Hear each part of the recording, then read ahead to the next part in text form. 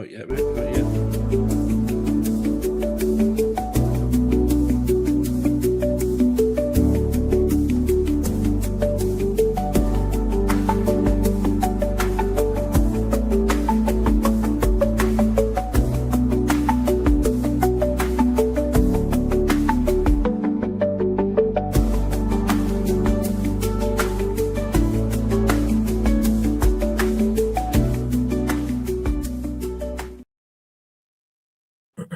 Hello, and welcome along to your Thursday night Gels TV show. My name's Gordon, I'll be your host tonight. Joining me tonight is the magnificent Ryan. How you doing, Ryan?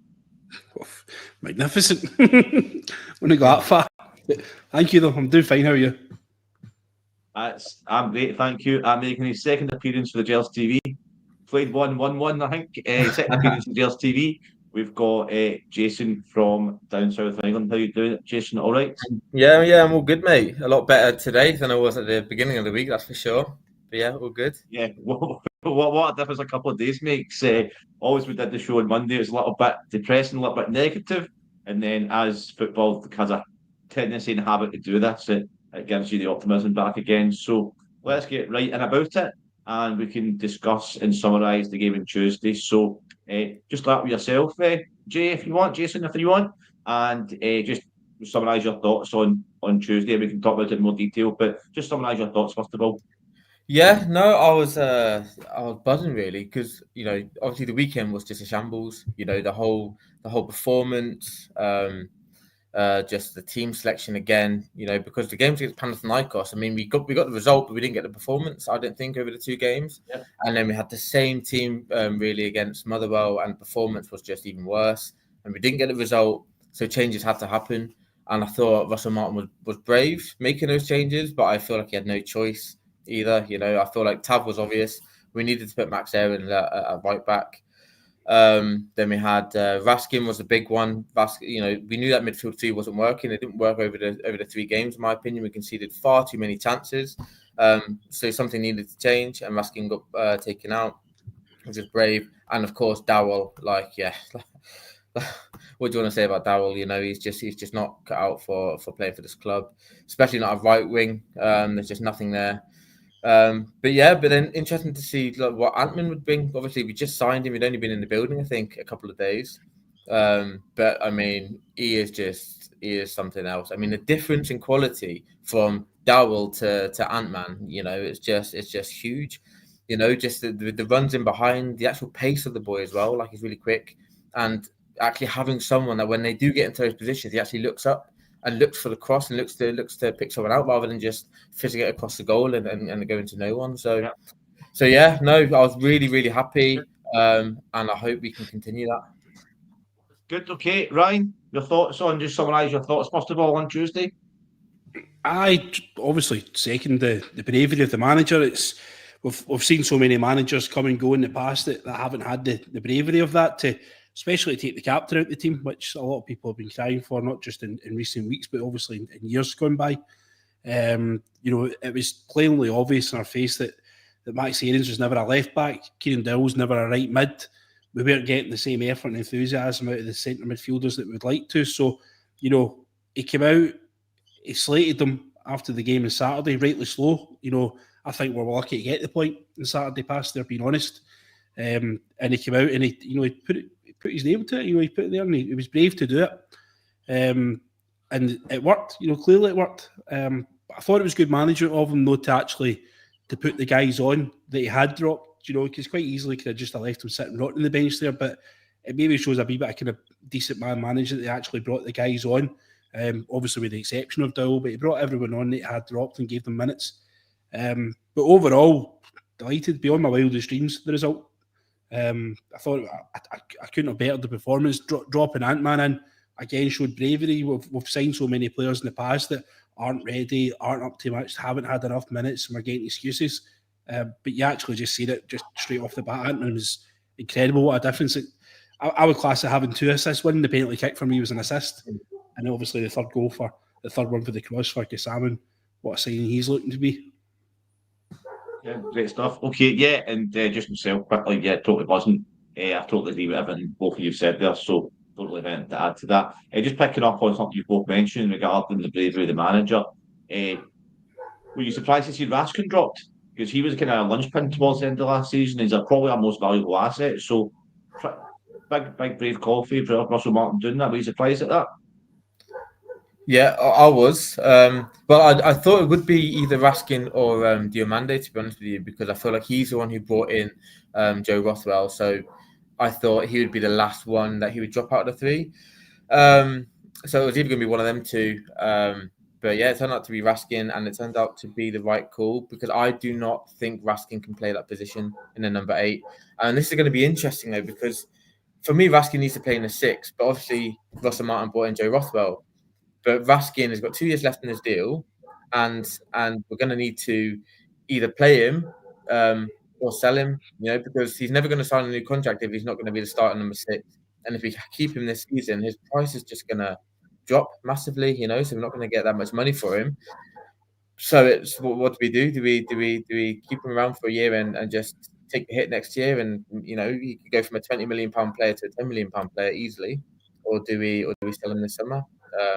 I hope that Raskin does become our starting number 6 this season. I mean, Joe Rothwell, he's 30 years old. He's not getting any younger, and I feel like he needs to have been brought in as that squad rotation and not Raskin becoming the squad rotation. But at the minute, it doesn't look likely because of, obviously, like I said, Joe Rothwell being the manager's choice. But yeah, I would like to see Raskin play more and sign that deal so we can get some money back. Okay, Ryan, maybe come to you now. And well, I was different. I was very much in the mind that we should be selling Raskin this summer. Mm-hmm. If you'd asked me right back at the start, just after the season had finished, I was very much of the opinion that it was time to sell. You kind of we always kind of hang, we pin our, referencing back to like Morelos that we could have sold, walked out the door for nothing. Ryan Kent should have been sold, walked out the door for nothing. And even referencing back to something more recent, where you look at Jack Butland in the end of his first year, our player of the year arguably, could have been sold maybe. And then you look at towards the end of last season where he'd actually lost his place, and we're saying like we can't even sell him now. We're talking about getting 10, 50 million pounds from you. You'd be lucky to get £3 or £4 million who's going to take him at his wages and stuff. And we've got to recognise when the trends are. We've done it well with Bassey. We've done it well with Patterson. When is the trend that a player reaches his peak value, and at what point do you say, right, that's as good as he's going to get value-wise, this is the kind of best point of his contract, it's probably best for all parties. And you're maybe looking at the manager's been talking about attitude, mentality, guys not doing as he's telling them to do. Raskin coming out of the team would suggest that he's the guy that's doing it. He's not following the manager's instructions. He's not been, doing the things that he's been told to do. Is it now that he's starting to get roundabout and he's maybe not a good presence in the building now? Because you don't want guys in the dressing room that aren't following the manager's instructions. They start to become, they might still be good footballers, but they become bad employees. Look at Todd Cantwell, for example, who was a great professional footballer. He was, a lot of fans either loved him or you hated him, but he was a terrible employee, and he got chased out of the club because of that, and we more or less gave him to Blackburn for next to nothing because of it. So we've got to recognise the trends, and it could well be that Raskin now is for sale. If he doesn't sign the deal, we can't let him run his contract down. You see what happened with Trent Alexander-Arnold at Liverpool. Obviously, it's a different level of football at the Champions League level. The guys are the kind of serious kind of pinnacle of the financial pyramid when it comes to football. But we've still got to look after our own interests. And at this moment in time, if Raskin's not doing as the manager tells him to do, and he's not performing as well as he can do, we've got to sell him. It's as simple as that, and find somebody who will. Lyle Cameron was absolutely fantastic on Tuesday. I was over the moon with Lyle Cameron. He really came of age, so it was great to see. Yeah, just to add to that as well, though, that point on Raskin, we have to make that decision this month, though. We can't have like a prolonged period of over the whole course of the season where is he going to sign a deal? Isn't he going to sign a deal? Because the chances are he won't sign a deal and he'll be off the peanuts next summer. So I'd like to see some action this month as well. Yeah, okay, interesting. Thanks for that. So a couple of quick questions. So Simon's raised a point. We're going to come and talk this in a wee minute. But just Nicola R. Stubborn, just commenting that how come Raskin's our most valuable asset. I think because he's obviously had a good end to last season. He broke into the Belgium national team. He's still quite a young player as well. He's got 2 years in his contract. Now, I totally think that players like Gassam and Ant-Man will come on and hopefully outstrip his value. But I think at the moment, given his age, his potential in that, even though he's not playing particularly well right now, he's still a valuable asset. And he's followed He's it only up to had say that Gordy. Rothwell's ahead of Raskin. Sorry to interrupt you. Raskin's only had a decent 6 months at Rangers. He's been with us for 2.5 years, and he's only given us a decent 6 months within that period of time. So he might arguably be our most valuable asset. You might turn around and see Eagleman's the most valuable asset. But Nico Raskin's only given us 6 decent months at Rangers. We need to remember that as well. I like the guy. I'm not sitting here saying I don't like Raskin. I love you, Raskin. I think he's a great wee player. I'd rather play with him than against him all day long. But he's only given us 6 decent months since he's been at the club. No, correct me. As I say, I was just answering the point about why we think he might be one of our most valuable assets. So that was all. I wasn't criticising or raving about him. I was just answering that point. So that's fine. Here's another question for you guys. Okay, what does it say about our club at the moment when the manager's basically forced to drop his captain for a big European tie, really important game? What does that say about Tav's season coming up, and what does that say about the club at the moment? Do you think? The thing is, just because he's a captain doesn't mean he has to play. You know, I think it would be hard to take the captaincy off him and then still have him around the squad. You know, so I feel like because everyone will have had him as a captain for so long anyway, to remove that from him it might upset the balance of the squad. So I feel like I'm happy with Tav being the captain as long as he's not being the captain on the pitch every week, because there is still value to be had with him around the squad. You know. But just not from the starting position. You know, we've got Max Aarons now. He needs to be our starting right back. And Tav can play backup. But I think everyone knows that this is going to be Tav's last season. And I hope it's a really successful one. And I hope we win the treble. You know, he's won one of each trophy. Let's hope we can do it all in a one in this season. But I think it's not necessarily a bad thing that he's kept the captaincy. You know, as long as it's from the bench, not on the pitch. Yeah, fair enough. Good. So just something interesting happened on Tuesday. We're all told the team lineup pretty much hours before the game, and it's not the first time it's happened. Why do you think we need to be careful and not speculate on who we might think responsible for it, because that's unfair because we don't know. But how do you feel about the fact that a lot of instances of the team sheet getting leaked before the games?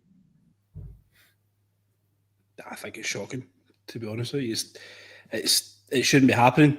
You know, you're basically giving the other team every single opportunity to counteract you, and you know they're kind of second guessing who we're going to be playing, you know, week on week. So if there's somebody there that's leaking the team, we need to find out who they are, and they need to be disciplined. You know, it's not acceptable within the club, and I know that everybody loves the rumours, and I don't think we've maybe found out as much about the transfers this summer as what we have in years gone by. There's not as many kind of photograph leaks coming out, but the club's leaking constantly, and it's because it's a testament to how popular the club is as well, that people are needing that much information out of the club at all times. How many times has the strip come out? You know, the home, the away strip, and it's already there's guys cutting about Antalya and Marmaris already wearing it before it's actually even available. So there's so many instances for the top right to the bottom where it's there, but your team lines on a match day are the most precious, sacred thing. It's the one thing that should remain in the dressing room at all times, and whoever's doing it, they need to get their backside felt for it. It's not acceptable. But how do you find out who's doing it? And that's the issue, you know, because I feel like it's just players going to their agents who might be a bit peeved off that they're not starting games, but it's hard to find out who's actually doing it unless he's telling someone else from the squad. But the only way to do it is to say, look, all 24 guys or however many guys on the match day squad come here prepared to play. And, you know, it's, you know, in years gone by amateur football, you didn't know you were playing till the gaffer came in at 20 minutes to 3 and told you were playing or not. And do we need to go to that extent? Obviously, it counteracts because the guys usually do a lot of shape work on the Friday, and they kind of prepare their team on the Friday to play on the Saturday. But we were lucky that, I mean, there wasn't any detriment to it. Yes, the team did come out, and half of Glasgow knew who was going to be playing for us on Tuesday night. There wasn't any, but if it comes out, you know, the morning of an Old Firm game, and next thing you know, that it's clear the opposition have set up their team to counteract our team, and we drop points on that, and we believe it's because the team was leaked. You know, Just you got to do it. It's a difficult one. How do you prove it?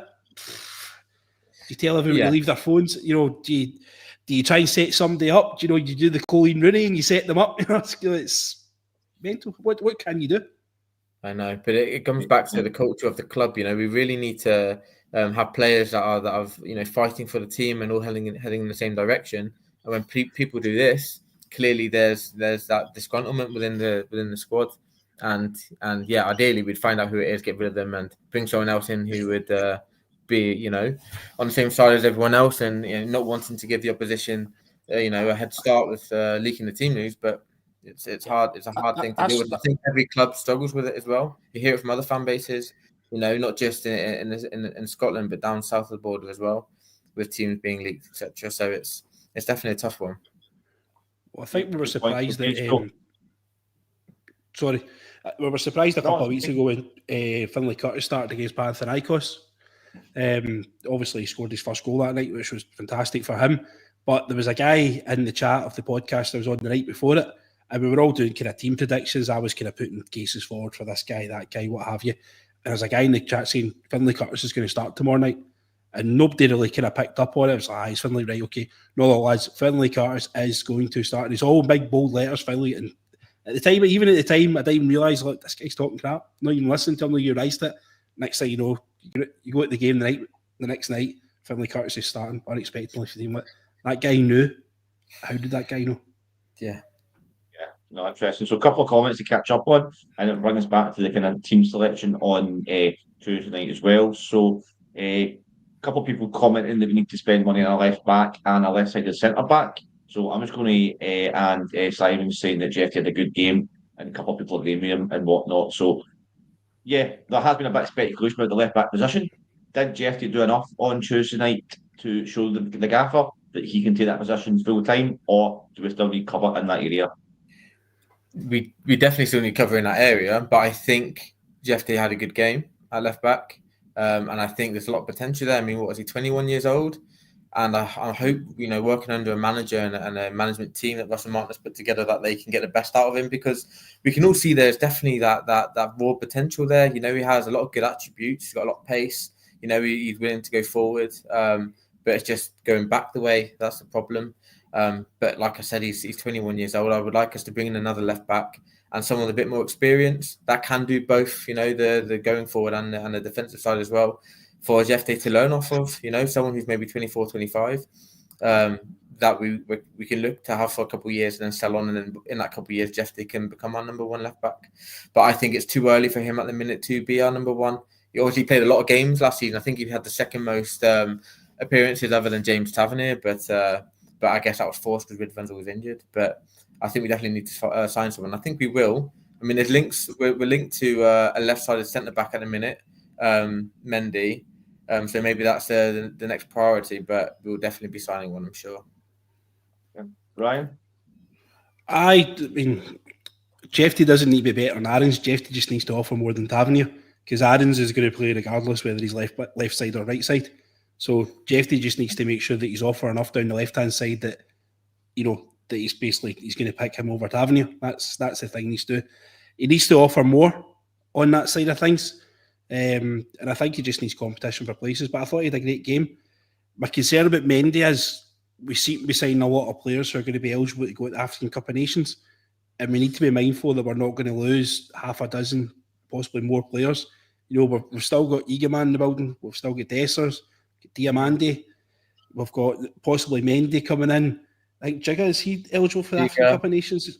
Yep. Yeah. So we've got lots of players, that could be eligible to go to that. So we've got to be just mindful that we're not going to leave ourselves short for the month of June, because the month of January, the cup's on, because January is pretty much make or break time for the season for us. We've got to be really, really careful what we're doing. No, that's very true. So just I need a couple of quick mentions then for Lyle Cameron. I think he's obviously come on Saturday as a sub, but correct me if I'm wrong, but he's made his full competitive debut starting on Tuesday night. And I'll just go in and say I thought he had a great game. What about yourselves? Yeah, I thought for me, he was one of the standout players. And especially because he's not played at this level before. He's not started a game in Europe. And to come on and play the way that he did with the maturity, always looking to get on the ball, always looking to pass the ball forward, link up the defense to the attack. And he was just everywhere, he was literally everywhere. I thought he had a great game, and I think he's really giving the manager something to think about now, because when it comes to the game against Dundee at the weekend, I think he deserves to be starting that game as well, especially against his old club. I think you can't drop him for that one. So I really enjoyed him, and if it wasn't for Gassama's 2 goals, and I think between Gassama, Jiga, and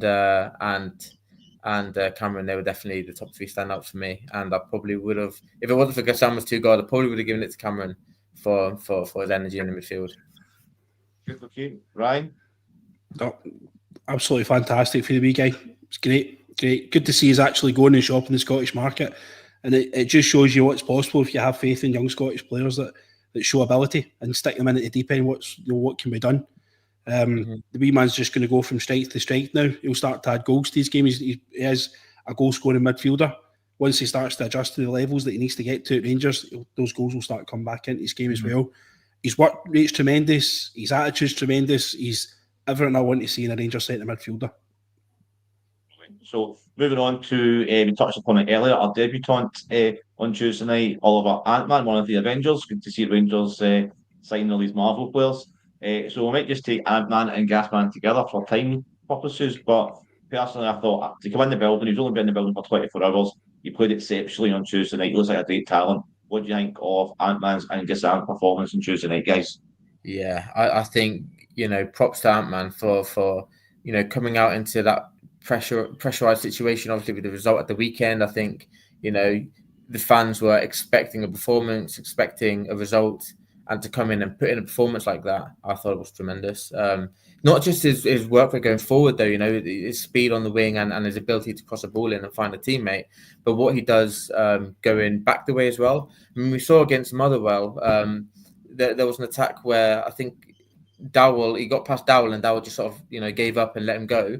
Whereas you've got Antman literally running all the way back to near enough his own box to win the ball, to then have a 1-2 with Gassama before he then created the penalty. And I'm like, that's a work rate that Russell Martin's talking about and that we need everyone to buy into, especially with this high intense, pressing style of play that we want to perform. That we need players to work hard, and we need them to all buy in, because as soon as one person doesn't do that, the whole system crumbles.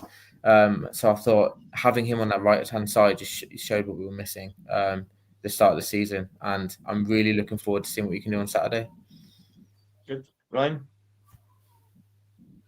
Yeah, much the same. It's having 2 talented, dangerous wingers. It just opens up so much space and freedom and opportunities. That Dessers can come in and collect the ball, and find in the defence. If he comes in and collects it, he gives the ball back to a centre midfielder, Cameron, Diamande, Raskin, whoever it's going to be.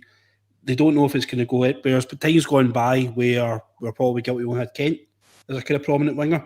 Teams are just doubling up on Ryan Kent every single week. He always had 2 markers on him and just basically nullified them. But if you've got 2, you can't double mark 2 guys. So it's great to see. I thought his cross for the goal, in particular that was laid on from Aarons, was fantastic. Gassama took it absolutely brilliant as well. He's come out on Instagram today. It's his first goal ever in headed football. We've just got to make sure that we're now creating quality within the team. So, having Mikey Moore coming into the building is a quality replacement for one of these guys. Cortez, jury's still out. Finlay Curtis is still with us as well. So it's just creating competition so that when these guys do start to get a bit tired, we don't want to burn them out. If they are carrying wee niggles and stuff, we don't need to risk them against Dundee on Saturday. We can rest them so that they're available for the European tie during the week. Asgard's still got to come in. We're still shopping. It's great to see. It's creating competition. Creating competition creates quality, and quality that's winning. Hopefully at the end of the summer or the end of the season. Sorry, it's all going to be great. We're going to be sitting here smiling. Yeah, and just to add to that, sorry, I was just going to add to that. If you look at the 3rd goal, you've got Max Aarons, who plays a beautiful ball into Antman, who then does a beautiful cross into Gassama for the 3rd goal. And these are all of our new players that are linking up and creating these opportunities, which last season we just weren't doing. So, the recruitment this summer has been night and day to what we've had over the last few years. and we're still not done yet. We've still got Asgard to come in. So, you know, as a fan base, I think we should be really excited by these young, fresh, hungry players coming in. It's not even, you're saying last season, you're getting that. You're not even getting that goal on Saturday. The team that played against Motherwell couldn't have produced that goal, the third goal that we produced on Tuesday night. No, because that's how quickly things can turn in football for us. Yeah, players in the right position, then there's a comment here saying for Nicola Stubborn again, saying I'll wait and see how they perform against an 11-man defence week in, week out. So that's a great segue to just obviously time running on, so we're trying to make this section a little bit quicker. But we have struggled against these teams in the past. We played Dundee on Saturday. Do you think these new signings, and do you think the way Russell Martin's wanted to play, taking the fact that we did struggle against Motherwell, will we take our performance for Tuesday into Saturday, or will we revert to type against these teams? What's your opinion, Ryan?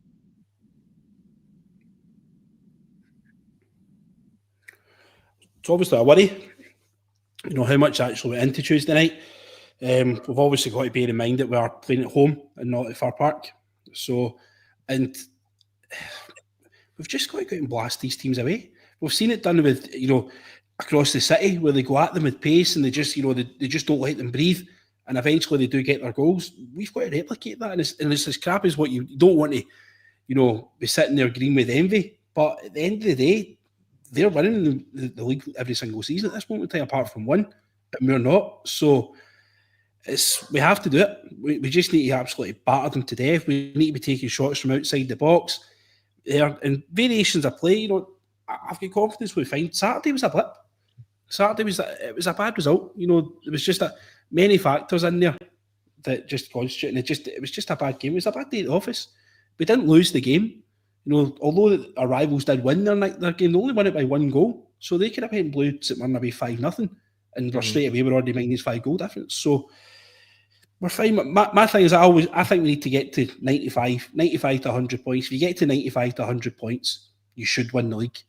There's 114 points to play for every single season, which gives you a budget of about 19 points to drop throughout the season. Bearing in mind that 4 of those games are going to be Old Firm games. So we've dropped 2 of 19 points that we're allowed to drop. We've still got a budget of 17. It's a long, long season. Let's just not freak out. It's a bad day at the office. We're going to get them. It will happen again. Yeah, I think every season the target should always be 100 points. You know, aim for that 100-point mark. You might not reach it, but like I say, you might get to 95 points, and that could still be enough for the title. I think we will see obviously we will see a different performance on Saturday. It couldn't have been any worse, and especially now that we've got players, you know, playing in the right position. You've got the likes of Max Aarons playing at right back, Jeffrey playing at left back. I like the new balance in the midfield, and now we've obviously got Ant-Man on the right wing. But I think Dundee is also a really good team for us to play on Saturday because they're struggling. Obviously, they had a terrible run in the League Cup and got knocked out of the League Cup, and they've obviously got beat at the weekend as well against Hibs. So I think it's a good team to play to build up that confidence in scoring a few goals and to break down a low block, I think, you know. And I don't really feel like they've got much going forward. So I feel like we will win, and I'm hoping we're going to win by 3, 4, 5 goals, just to build a confidence in the team. And hopefully we can just start to build this momentum, because that's what it's all about, you know. Ange Postecoglou in his first season with them, they lost the first game away at Hearts. I think it was 2-1. But then they ended up going on a 35-36 unbeaten run, you know, and won the league. We need to now start to build this up. You know, we're doing good in Europe at the minute. We're looking like we're going to be in the next round, but we now just need to keep winning, take it game by game, and keep racking up these wins. Yeah, good. So just some comments before we finish up then. So Scott said some exciting signings, and we'd like to see Asgard. I think we all agree with that. Sai, really excited with the Ringers. I think we all are. And big wee shout out to Dessers as well, who's got back in the team and played well, set up the first goal really well, and scored the penalty. And Nicholas is saying about the midfield, hopefully giving us some promise. So that's going to be kind of towards the end of the show now. Thank you for joining us tonight. I'm just going to ask to finish off your predictions for Saturday. So start with yourself, Ryan. What's your predictions for Rangers against Dundee at Ibrox on Saturday evening? 4-0. Okay. Jay, yourself? I was going to go 4-0, but I'll up it. I'm going to go 5-0. Right, I'm going to go for 4-0 because I did actually say 4-1 against Pilsen, but I don't fancy Dundee scoring. Stephen Presley is probably the worst manager to be in the SPL in the last few years. Oh, So, Mate, he's 4-0 going to be Rangers. by Hal. I've got no confidence in him being the manager. Then, yeah, terrible. They should never have sacked. Honestly, Terrible sacking appointment. Tony Dock, terrible. That's bad form. Terrible decision. Sacking Tony Dock. So. Okay, thanks to everyone for your comments. Been a lot of comments, probably more comments. What happens a week makes in the win. So thank you so much for your comments tonight. Jay, thanks very much for your appearance tonight once again, and Ryan, thanks for your company. And always remember, guys, we are The people. The people.